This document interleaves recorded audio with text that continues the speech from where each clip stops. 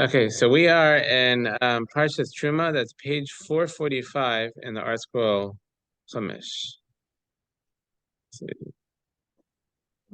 It's off here. Okay, so let's get started. So it begins in page 444 once again. Shemos chapter 25, verse 1. Hashem spoke to Moshe, saying, "Speak to the children of Israel and let them take from me a portion.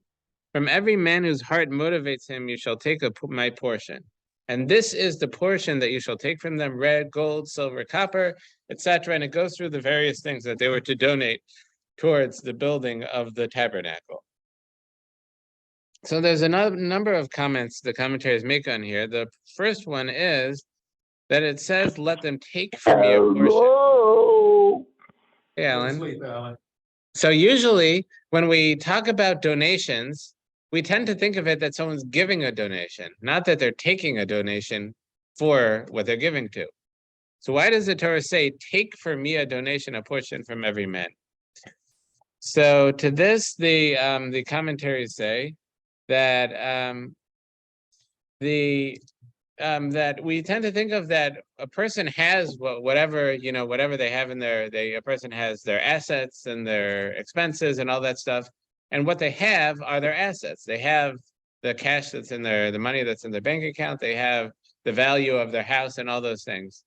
But in truth, those are things that are very transitional. They're things that a person could have the money today and it could be gone tomorrow. And a person passes away, they could be a millionaire. A person passes away, they don't take any of it with them. All that money is left for the next generation. It's not theirs anymore. Okay, so what does one truly have? What's something that, so our sages say that the charity that we give and the good deeds that we do, that's something that nobody could take away from us. That if you give, if someone, let's say, buys a ticket to Rambam, what is it, $150 to the Rambam night out, that's money that we gave towards Jewish education. That's money that we've given. It's our donation, and it will be ours forever. That's our donation that we've given towards Jewish education. And even after we pass, that's something we take with us. That it's something we go to heaven with that credit that we have given that donation. And when we do a good deed, when we sit and study Torah, that's time that we've dedicated towards the study of Torah. That's something that can't be taken away from us. And that's something we can't lose. That we can't, we can't have creditors come collect that Torah study. It's something that we have that can't be taken away, and it's something that we do in fact take with us. So when it says, "Take for me a portion, take for me a donation," that's because when we give towards tzedakah, when we give whatever it is we give, whether it's money, whether it's time, whether it's we give of ourselves, that's truly something that we're taking for ourselves when we use it for our spirituality. Additionally, the commentaries point out that it says 3 times in these two verses, verse 2 and verse 3, it says a portion. That's the Hebrew is Terumah, which is the name of the Parsha. It says first in verse 2, "Let them take from me a portion. From every man whose heart motivates him, you shall take my portion," again. And then this is the portion that you shall take from them. So the Beis Yitzchak understands that to begin with, he says that when it comes to, let's say, any spiritual endeavor, that we're really working, and we live in this world. We live in the physical world, and what we're doing has that effect in the physical world. So for example, we're building the tabernacle, we're building a spiritual structure. But at the same time that we're building that spiritual structure, that physical structure, we're building the physical structure of the Mishkan, of the tabernacle. At the same time, there's a corresponding spiritual structure in heaven that corresponds to that physical structure down on earth. And with the tabernacle, he says, so what is that spiritual structure built of? The physical structure is built of that construction material that we donate towards it. The spiritual structure, though, is built of the giving of our heart that that inspired us to contribute towards it. So, an example. Yes. Yes, he's been very generous and very quiet about his generosity. All of that good. Yes. And that's something that giving all goes with him, and the humility of the giving, that we didn't ask for his name on everything when he gave. So that wasn't giving for an ego. That was giving in a generous spirit, and that's what the commentaries say here. This is the Beis Yitzchak, is that the physical structure is built out of the physical donations, out of the money, the cash, the material that's donated. The spiritual structure, though, in heaven is built out of the generous spirit that inspired the giving.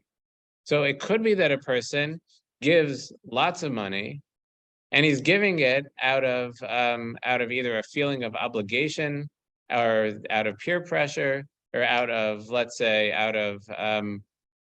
that he wants his name on the structure, he wants that honor, he wants the the Schwartz. I shouldn't use that name. That's my in-law's name. But he wants he wants this family name, or he wants his own name on the building. And so that the materials are very significant to build the structure, but the generosity isn't necessarily there 100%. So that donation doesn't go as far to building the spiritual structure. But when a person who, let's say, does not have a lot of money, and they only could give a little bit, you have the people who are giving $500,000 towards the building, and you might have somebody who's giving $18. But for him, that's a big sacrifice for him, because that might be limiting what he could buy that month. He has to budget that. He has to take that into account with everything else he buys that month. But he's so inspired by this new building going up that he wants to have a part in it. So he's sacrificing of himself to give towards that. So that comes from a generosity of spirit, and that's very significant in the building of the spiritual structure, of what the structure is. It's the spiritual structure is built out of the generosity of those that donating to it. So he says that this verse says, Hashem says to Moshe, saying in verse 2 again, "Speak to the children of Israel and let them take for me a portion." What's my portion? The portion for me, the portion for Hashem. "From every man whose heart motivates him, you shall take my portion." That Hashem's portion comes from the motivation of the heart. And then it continues, "This is the portion that you shall take from them, the gold, the silver, the copper." That's what you take to make the physical, that's what you take to build the physical structure. But the soul of the structure, the spiritual soul of the structure, comes from the generosity, not from the amount, not from the quantity that's given. Who is it? I think that the Kleyakar says on this, that in a similar vein, is that it says 3 times the portion. That it says, "Take from me a portion, from every man whose heart motivates him, you shall take my portion." And then this is the portion that you shall take from them.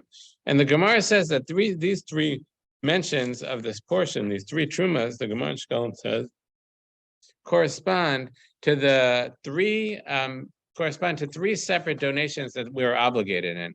One of them was the half shekel that every Jew was obligated to give for a census, and that half shekel went to the silver sockets that were the foundation of the tabernacle, which we'll see later in the Parsha briefly. Then there was a second half shekel that was donated every year that went towards the communal offerings. That there were, every day they brought an offering in the morning and an offering in the afternoon. Plus there was the Musaf offering that they brought on every Shabbos and holiday. And so those communal offerings came from a half shekel that was given by every Jew every year. Then you had the general donations that went towards the building of the tabernacle.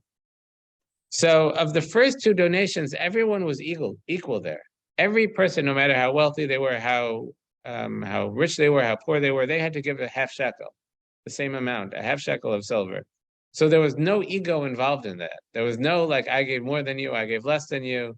Everybody was equal, so there was no ego involved, there was no arrogance involved. And that's why, and by the first 2, Hashem connects himself to it. It says, "Take from me a portion," this is a portion for Hashem, "and from every man whose heart motivates him, you shall take my portion." These are the portions for Hashem, the portions that don't have arrogance involved. But the next one, "This is the portion you shall take from them, gold, silver," the construction materials where they gave however much they felt like, so there might be arrogance involved. So it doesn't have Hashem involved. This is the portion, not my portion now. Because if there's arrogance involved, that's not Hashem's portion. Okay, so it continues in the materials that they gave: gold, silver, copper, turquoise, purple, and scarlet wool, linen and goat hair, red dyed ram skin, tacha skin, acacia wood, oil for illumination, spices for the anointment oil and the aromatic incense, shoham stones and stones for the settings for the ephod and the breastplate, which are part of the special clothing for the Kohen Gadol, for the high Kohen. Okay, and then it continues in verse 8, they shall make a sanctuary for me so that I may dwell among them. So the Or Chaim comments here that it doesn't say they shall make a sanctuary for me so that I may dwell in it, in the sanctuary, so I may dwell among them. It's the plural, I may dwell with them. That it's not we're building a sanctuary for Hashem to dwell in the sanctuary. Hashem doesn't need a house. It's we're building a sanctuary in order that Hashem dwells amongst us, that we have to make ourselves holy and make ourselves an appropriate receptacle for the holiness of Hashem, then Hashem will dwell amongst us. Okay, it continues. Like everything that I show you, the form of the tabernacle and the form of all its vessels, so shall you do. And then the first of the vessels that the Parsha describes is the ark. They shall make an ark of acacia wood, 2.5 cubits its length, 1.5 cubits its width, and 1.5 cubits its height.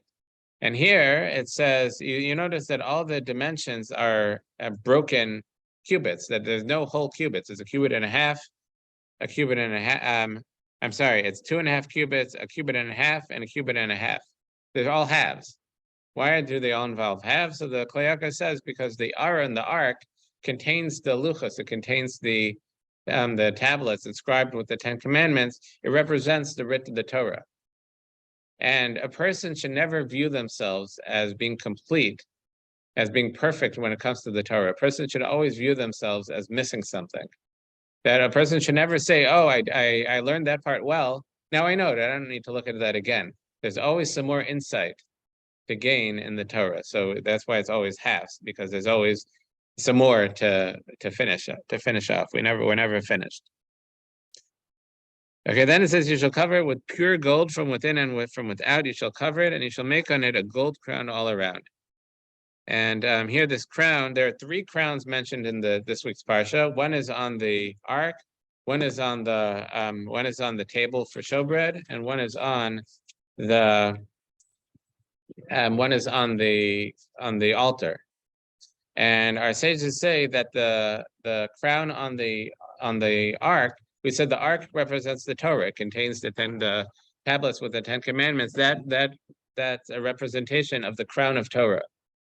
And the crown on the table of showbread represents the crown of kings, and the crown on the altar represents the crown of being a Kohen. And of all those crowns, the crown of the Kohen is only open to Kohanim. If you're not a Kohen, you can't get that one.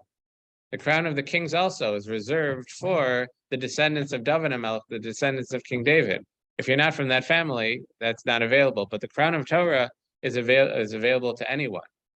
That the Torah is there for everybody to study, and there's nobody that we could say, and no Jew could say that, like, oh, I'm not from that family. I'm not, I'm not from that group. I can't study Torah, because the Torah is for all of us. And that's why where all of the other vessels, it says, you shall make.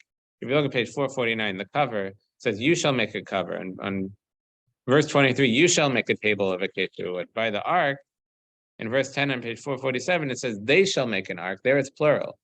Because whereas the other things aren't necessarily attainable to everybody, but the Torah is. The Torah is there for everybody to grab onto. As we say, and as we sing so beautifully in the shul,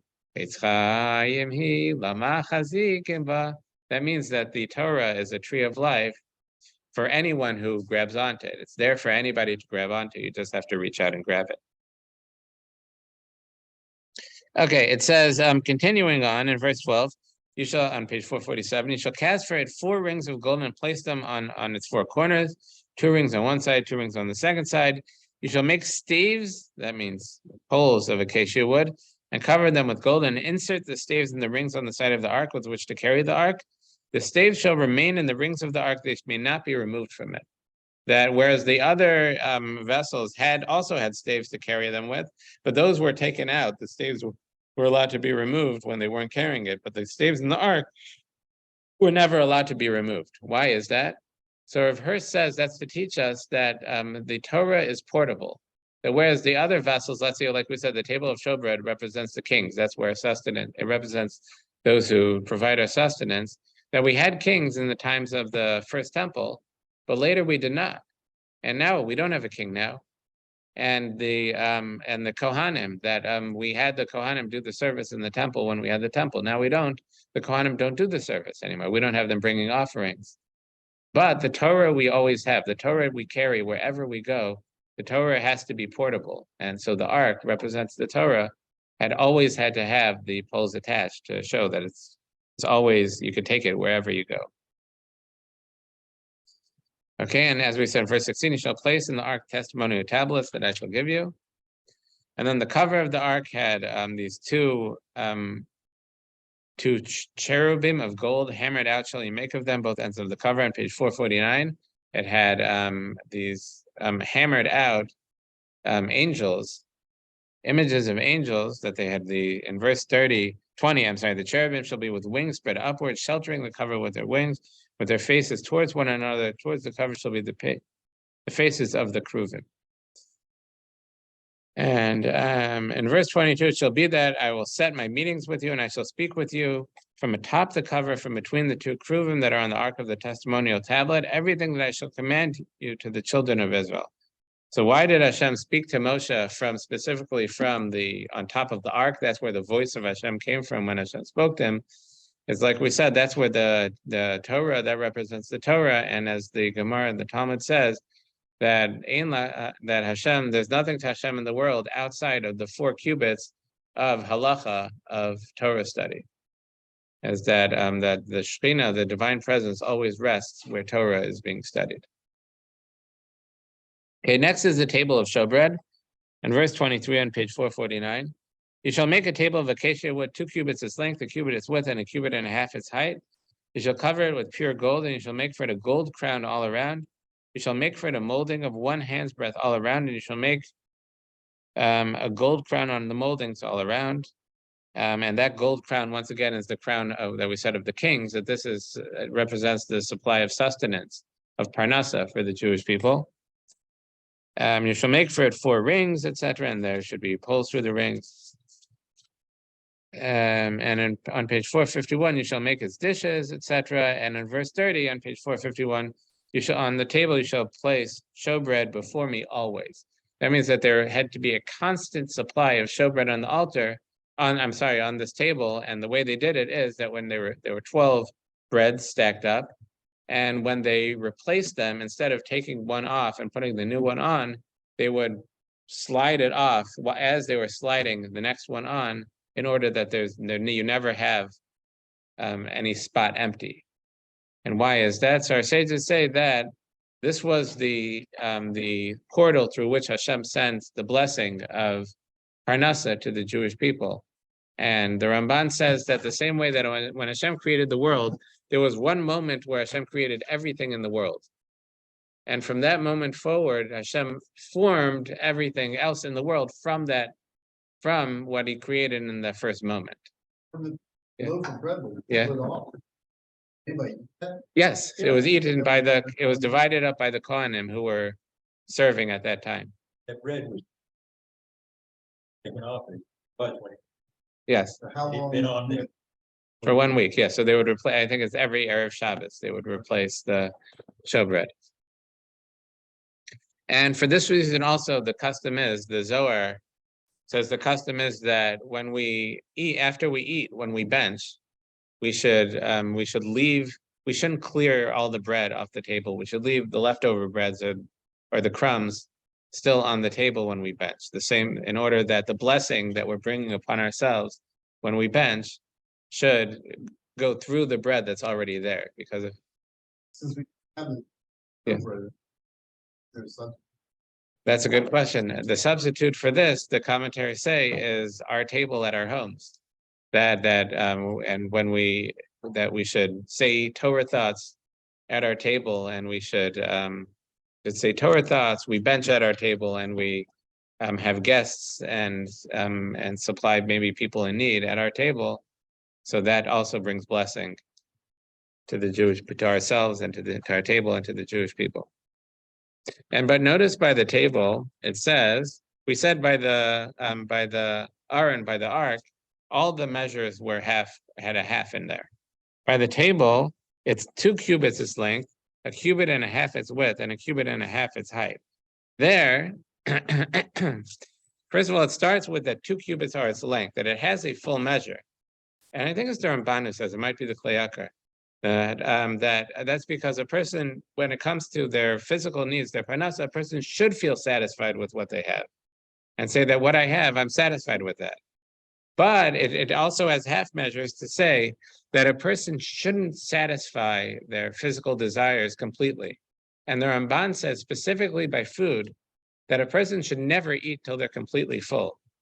He said for spiritual reasons, and he says also for physical reasons. The Ramban says that it's the most unhealthy thing, the Ramban says, to eat until you're completely full.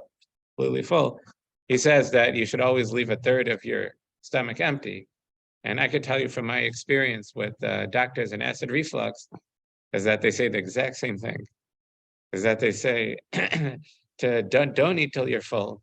Eat, it's much better, they say, to eat more smaller meals than to eat big meals, because that fills up the stomach and then it leads to all kinds of problems.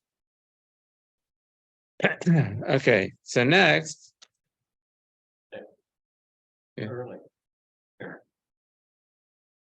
When he cut a call on Friday night, first slice on the Okay. that would stay on the And that I've never heard. Who is that? got your challah. Yeah. The first slice, Right. cut off a piece and go Right. onto the table. Oh, well. And then he would cut Yeah. on first, always stayed. Always stayed on. But who was that who did that? Somebody who used to live. Yeah, he was a professor. Yeah, he was. Oh, interesting. Oh, well. Expert. Also Educational it- tech. he was Interesting. also his dad, Oh, I don't know. where he leaving. Okay, so next is the menorah on page 451, verse 31.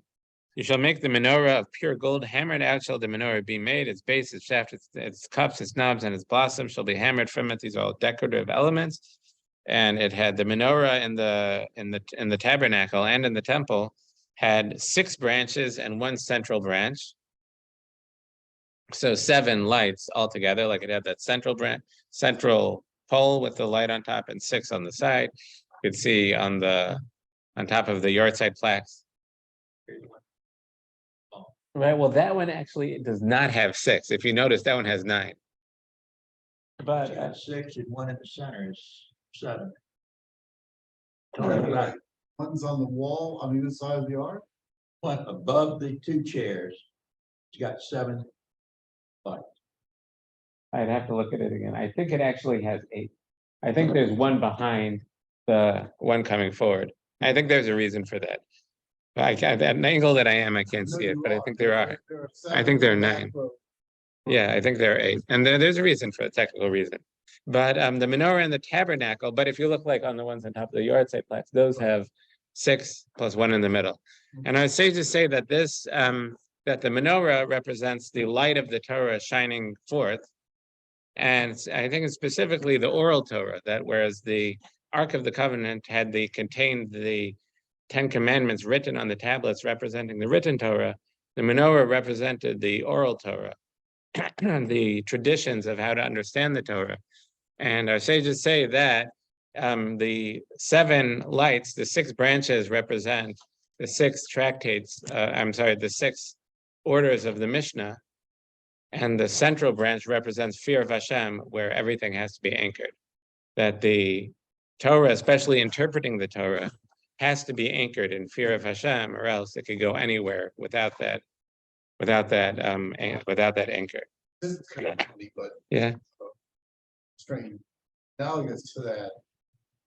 IT and cybersecurity policy. Follow. Yes. That could be Torah. And then we have procedure. Procedures, sometimes they're written step by step on how to enact the policies, I guess that would. Yes, that it probably is. And I think for having any working, you can't write down everything. Right. And there has to be room for, for understanding how things work outside of just what's written. And that's the, yes. I'm sorry, okay, and that's the menorah. Next are the covers of the tabernacle. Rabbi, Yes, I have a menorah question. sure. The menorah was hammered out of a single gold ingot. Yes, But the lamps on top, the 7 lamps on top were made separately. there were, right. I wasn't sure exactly which parts were made separately. I did see that in my preparation that the commentaries talked about it, and there seemed to be a disagreement in what parts were made separately. Like, to what extent? And then in verse 37, explanation. Let's see, verse 37, you said?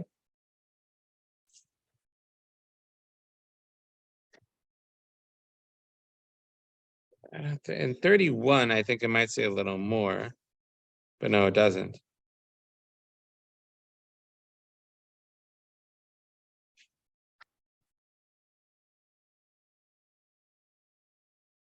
Yeah, so I don't see exactly which parts were made separately, even in the notes in article, but I did see that the commentaries do discuss, like,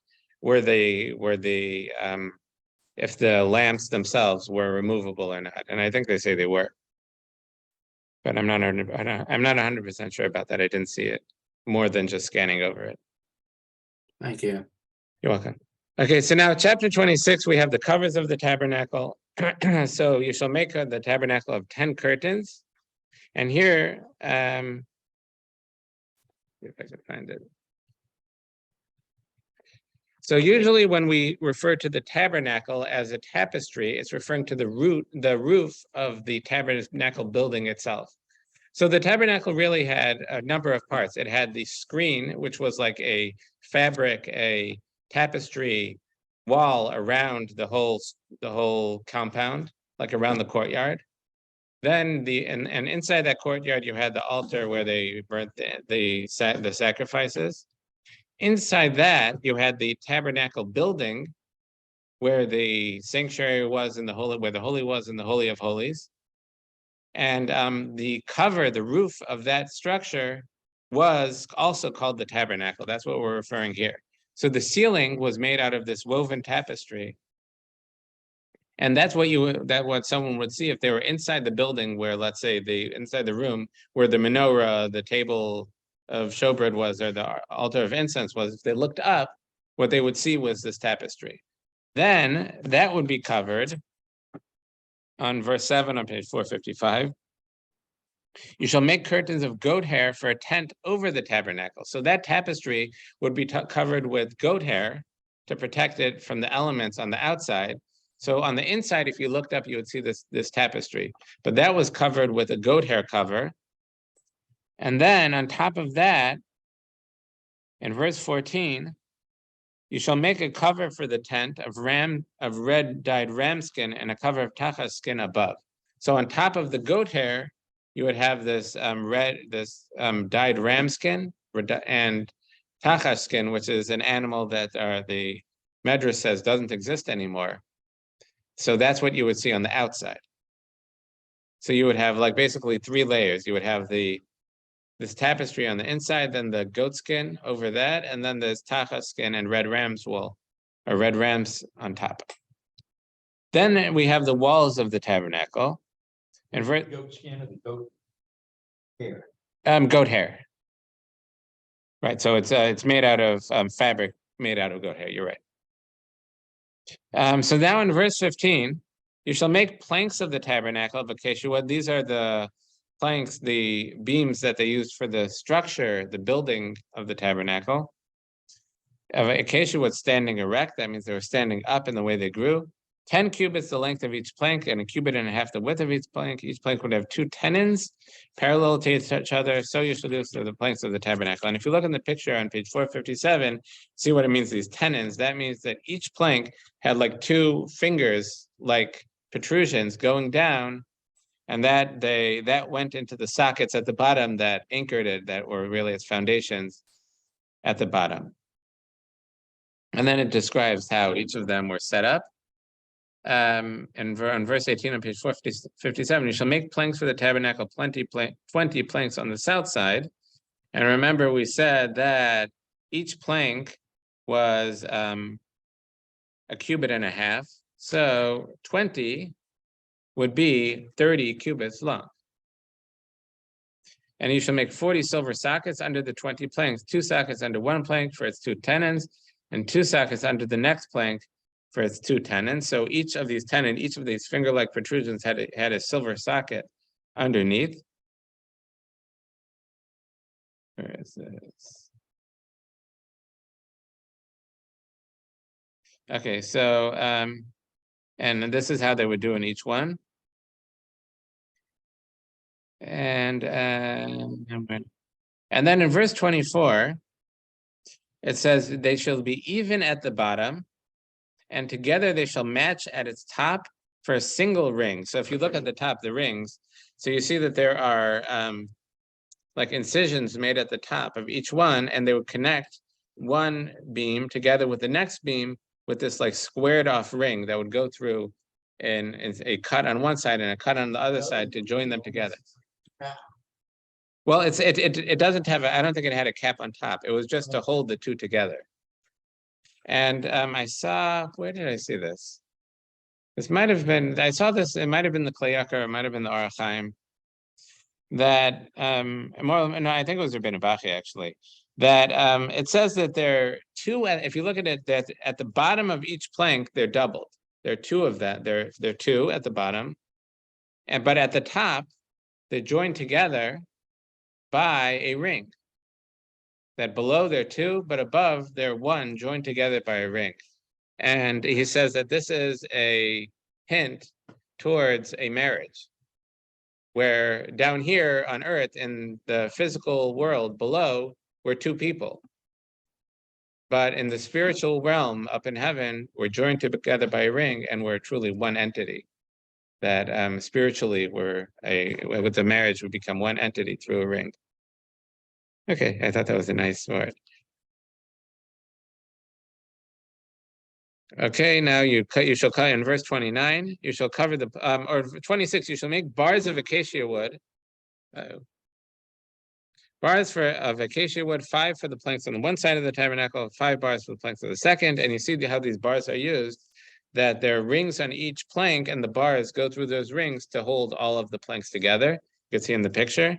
Plus, that there's one high, one low, and there's one down the middle that actually goes through a hole drilled in the side of each plank, so it went through those planks. And the Medrash says that miraculously this plank followed the turns of the beams as well. Okay, and it says that's how you shall erect it. And then in verse 31 on page 459, you shall make a partition of turquoise, purple, and scarlet wool and linen. And in verse 33, you shall put the partition under the hooks. You shall bring it there inside the partition, the Ark of the Testimonial tablets, and the partition shall separate for you between the Holy and the Holy of Holies. So they used this tapestry as a partition, as a wall between the Holy, the sanctuary where the menorah and the table and the altar of incense went, and between the Holy of Holies where the Ark of the Covenant went. And then in verse 36, you shall make a screen for the entrance of the tent. This was for the like the entrance of the structure. There was a screen that went over the front. And then it was made of turquoise, purple, and scarlet wool and twisted linen, the work of an embroiderer. And you shall make for the screen 5 pillars of acacia wood, cover them with gold, and the hooks shall be gold. You shall cast for them 5 sockets of copper that went underneath to hold them in place. And this is what, and these poles held up the screen in front of the entrance. Next, in chapter 27 is the altar. You shall make the altar of acacia wood, 5 cubits in length, 5 cubits in width. The altar shall be square and 3 cubits its height. So here the Gemara says, and I think this is the one we follow, is that 3 cubits in height was not describing its height from the ground. That's describing its height from there was a walkway, 3 cubits from the top of the altar, but it was really 10 cubits high. You shall make its horns on its 4 corners. There were these, they probably have a picture on page 461, these horns, these protrusions at each corner. And you shall cover it with copper. You shall make its pots to clear its ashes, its shovels, its basins, its forks, its fire pans. You shall make all the vessels of copper. And you shall make for it a netting of copper meshwork, and make upon the meshwork 4 copper rings at its 4 ends. And these, once again, these rings held poles to carry the altar. And hollow of boards shall you make it, as you were shown on the mountain, so you shall do. So, so the altar was made out of hollow, made out of wood, covered in copper. And when they would camp, they would carry it with them. And when they would encamp, they would fill it with earth. And next, in verse 9 on page 461, you shall make the courtyard of the tabernacle. How much time do we have? Okay. You shall make the courtyard of the tabernacle. So this is surrounding the structure. They had the courtyard where this altar went. On the south side, the lace hangings of the courtyard of twisted linen, 100 cubits long for one side, and its pillars 20, and their sockets 20 of copper. The hooks of the pillars and their band silver. So you had these pillars, and that with copper hooks, and some of them had the hooks of the pillars and the band silver. What was the purpose of putting it up at third? Just to. I think to anchor it in place and to hold it in place, yeah. So, where am I? The hooks of the pillars, their band silver. Oh, yeah. So you had these silver hooks, and these pillars would be hooked to the tapestries would be hooked to the pillars by these silver hooks, and that would surround the courtyard. So you had these tapestries that were these curtains that enclosed the courtyard. Inside there, you had inside the courtyard, you had the copper altar that we had just described, and then you also had the structure that was the tent of meeting that had the other vessels. Okay, and then verse 16 on page 463, at the gate of the courtyard, a screen. So just like we had a screen at the entrance of the tent of meeting, at the entrance of the structure, so at the gate of the courtyard, there was also a screen of 20 cubits, turquoise, purple, and scarlet wool, and twisted linen, work of an embroiderer, their pillars 4 and their sockets 4. So they had 4 pillars to hold it up that were mounted on 4 sockets. And in verse 17, all the pillars of the courtyard all around banded with silver, their hooks of silver, and their sockets of copper. The length of the courtyard, 100 cubits. So the courtyard was 100 cubits long, its width 50 by 50, its width was 50 cubits on each side, and the height of 5 cubits of twisted linen, and their sockets of copper. All the vessels of the tabernacle for all its labor, all its pegs, and all the pegs of the courtyard were copper. Okay, shkoyach, and the haftorah is the regular haftorah for Terumah. This week we don't have a special one like we had last week and the week before. And next week, what's that? Qualifications. Yes, but this week it's very simple. We read the regular one for Terumah, which describes the building of the Beis Hamikdash, as this one describes the building of the tabernacle. The haftorah describes the building of the temple by the first temple by King Solomon. Okay, shkoyach.